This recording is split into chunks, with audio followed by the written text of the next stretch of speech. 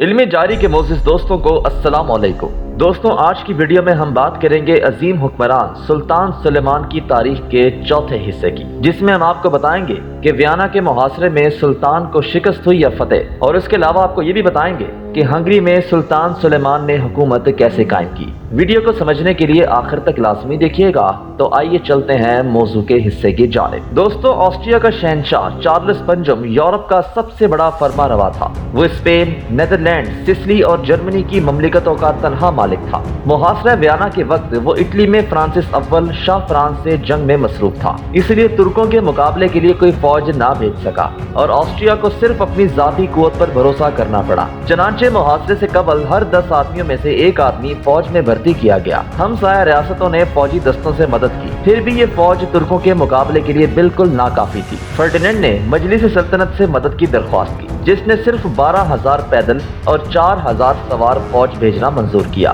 مجلس کو بمشکل یقین دلایا جا سکا کہ سلیمان ویانا کی طرف بڑھتا آ رہا ہے۔ بہرحال جلد ہی یہ معلوم ہو گیا کہ آسٹریا اتنی فوجیں جمع کرنے سے قاصر ہے جو ترکوں کو آگے بڑھنے سے روک سکیں، اسی لیے عیسائیوں نے اب صرف دارالسلطنت کی حفاظت کی تیاریاں شروع کی۔ دوستوں، فرڈینینڈ خود تو سلیمان کے خوف سے ویانا سے بھاگ گیا تھا، لیکن خوش قسمتی سے چند جانباز افسر اور اسپین اور جرمنی کے آزمودہ کار دستے محاصرے کے مکمل ہونے سے قبل شہر میں پہنچ گئے تھے اور ان کی مدد حد درجہ اہم ثابت ہوئی۔ ویانا کے فوجی دستوں کا سپہ سالار کاؤنٹ ڈی سام تھا اور مدافعت کی اصلی نگرانی اسی کے ہاتھ میں تھی۔ ترکوں کے ویانا پہنچنے سے پہلے ہی تمام امکانی تیاریاں کر لی گئی تھیں۔ شہر کے استحکامات زیادہ تر بوسیدہ حالت میں تھے، فصیل بھی ایک ہی تھی جو بمشکل 6 فٹ موٹی تھی۔ چنانچہ وہ تمام مکانات جو فصیل سے بہت قریب واقع تھے گرا کر زمین کے برابر کر دیے گئے۔ شہر کے اندر مٹی کی ایک نئی دھس تیار کی گئی۔ دریا کے ساحل پر خندق کھود کر لکڑی کے بڑے بڑے مضبوط لٹھوں سے باڑ لگا دی گئی۔ آتش زدگی کے خیال سے چوبی کھپریلے، جن سے عام طور پر مکانات چھائے ہوئے تھے، شہر کے ہر مکان سے نکال لی گئی۔ سڑک کی سنگی پٹریاں بھی اکھاڑ لی گئیں تاکہ دشمن کے گولوں اور اثر زائل ہو جائے۔ سامان رسد اور گھوڑوں کے لیے چارہ فراہم کرنے کی غرض سے متعدد ٹولیاں گرد و نواح میں بھیجی گئیں۔ پھر اس خطرے سے کہ محاصرہ زیادہ دنوں تک قائم رہ جائے، ایسے تمام لوگ جو مدافعت کے کام کے نہ تھے بلکہ جن کی ذات پر فوجی نقطہ نظر سے بیکار صرف ہو رہا تھا، مثلاً عورتیں، بچے، بوڑھے اور پادری، لوگوں کو شہر چھوڑ کر نکلنے پر مجبور کیا گیا۔ اور جب ترک ویانا کے قریب پہنچ گئے تو نواح شہر کو بھی مسمار کر دیا گیا تاکہ محاصرین اس سے روک اور پناہ کا کام نہ لے سکیں۔ وہاں کے باشندوں کو ایسے وقت میں بے خانمہ ہونا پڑا جب انہیں بھاگ جانے کا بھی موقع نہ ملا۔ ان میں اکثر ترکوں کے ہاتھوں میں گرفتار ہو گئے۔ دوستوں، 27 ستمبر کو سلیمان ویانا پہنچا اور محاصرہ شروع ہوا۔ کثرت بارش کی وجہ سے سڑکیں اس قدر خراب ہو گئی تھی کہ ترکوں کو اپنی بڑی بڑی توپیں ہنگری میں چھوڑ دینی پڑی اور اب انہیں زیادہ تر سرنگیں کھود کر دیواروں کو گرانے کی کوشش کرنی پڑی، لیکن محصورین بھی ہر مقام پر نگاہ رکھتے تھے اور 9 اکتوبر تک ترکوں کی تمام کوششیں بے سود ثابت ہوئیں۔ بالآخر 10 اکتوبر سرنگ کے ذریعے سے شہر پناہ میں ایک چوڑا رخنا پیدا ہو گیا،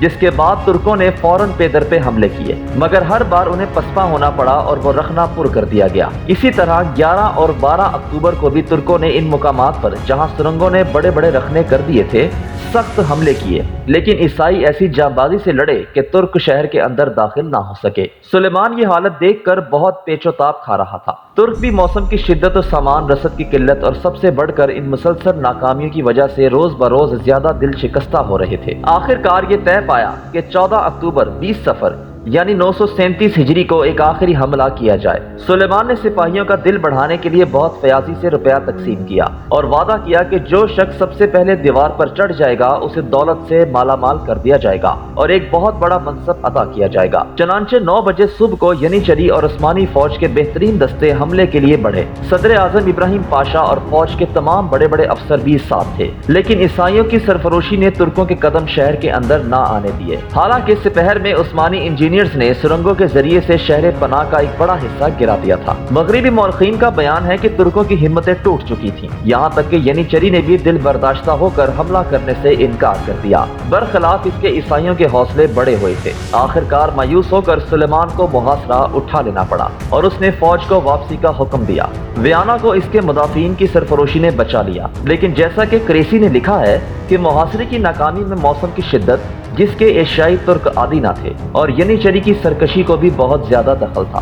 وسط یورپ میں عثمانی فتوحات کی موج ویانا کی دیواروں سے ٹکرا کر واپس آ گئی۔ دوستو 3 سال کے بعد سلیمان پھر ایک زبردست فوج کے ساتھ ہنگری پر حملہ آور ہوا اور وہاں سے ویانا کا رخ کیا۔ اب کی بار شہنشاہ چارلس نے آسٹریا کی فوج کی کمان خود اپنے ہاتھ میں لی، لیکن قلعہ گنز کی فتح میں جو راستے میں واقع تھا 3 ہفتے کی مدت صرف ہو گئی اور اس پر قبضہ کرنے کے بعد سلیمان نے ویانا کی طرف بڑھنے کا ارادہ منسوخ کر دیا، بجائے اس کے کہ وہ آسٹریا کی طرف متوجہ ہوا اور اسے فتح کرتا ہوا قسطنطنیہ کو لوٹ گیا۔ چارلس نے بھی سلیمان سے مقابلہ کرنے کی کوشش نہیں کی اور ویانا کے قریب اپنی فوجیں لیے ہوئے پڑا رہا۔ دوستو آخر میں آپ کو بتاتے چلیں کہ سلیمان کے قسطنطنیہ لوٹ جانے کے بعد بھی چند سالوں تک زیپولیا اور فرڈیننڈ میں لڑائی کا سلسلہ کم و بیش جاری رہا۔ بالآخر 945 ہجری یعنی 1538 عیسوی میں ان دونوں کے درمیان ایک صلح نامہ ہو گیا، جس کے روح سے ہنگری کے 2 حصے کر دیے گئے۔ مشرقی حصے کا بادشاہ زیپولیا تسلیم کیا گیا اور مغربی حصہ فرڈیننڈ کی فرما روائی میں دے دیا گیا، مگر دوسرے ہی سال زیپولیا کا انتقال ہو گیا اور اس کی بیوہ اور فرڈیننڈ کے درمیان جنگ پھر چھڑ گئی۔ فرڈیننڈ پورے ہنگری کا دعوے دار ہوا اور زیپولیا کی بیوہ نے اپنے بچے کے لیے سلیمان سے مدد کی درخواست کی۔ چنانچہ 948 ہجری یعنی 1541 عیسوی میں سلیمان پھر ہنگری میں داخل ہوا اور فرڈیننڈ کو شکست دے کر بودا اور دوسرے بڑے بڑے شہروں پر قبضہ کر لیا اور ان میں ترکی دستے متعین کر دیے۔ اگرچہ ساتھ ہی اس نے اس امر کا اعلان بھی کر دیا کہ زیپولیا کے بچے کے بالغ ہونے کے بعد وہ اسے ٹرانسلوینیا اور ہنگری کے تخت پر بٹھا دے گا۔ بہرحال اس وقت سلیمان نے ہنگری کو سنجکوں میں تقسیم کر دیا اور ان میں ترکی گورنر مقرر کر دیے۔ اس جنگ میں گو عثمانیہ کو کہیں کہیں شکستیں بھی ہوئیں، لیکن مجموعی طور پر سلیمان کی طاقت اتنی زیادہ تھی کہ 951 ہجری 1544 عیسوی میں شہنشاہ چارلس اور فرڈیننڈ نے صلح کی گفتگو شروع کر دی اور 1547 عیسوی میں 5 سال کے لیے صلح کر لی گئی اور صلح نامے کی روح سے تقریباً تمام ہنگری اور ٹرانسلوینیا پر سلیمان کا قبضہ بدستور قائم رہا۔ دوستو یہ تھی سلطان سلیمان کی ہنگری اور ویانا کے محاصرے کی چھوٹی سی مختصر سی داستان۔ اگلی ویڈیو میں ہم شامل کریں گے کہ سلطان سلیمان نے ایران کی مہم میں کیا قدم اٹھائے اور بحری طاقت نے سلطان سلیمان کی کس طرح مدد کی۔ آج کی ویڈیو میں بس اتنا ہی، اگلی ویڈیو کے ساتھ انشاءاللہ جلد حاضر ہوں گے، تب تک کے لیے اپنا خیال رکھیے گا۔ اللہ حافظ۔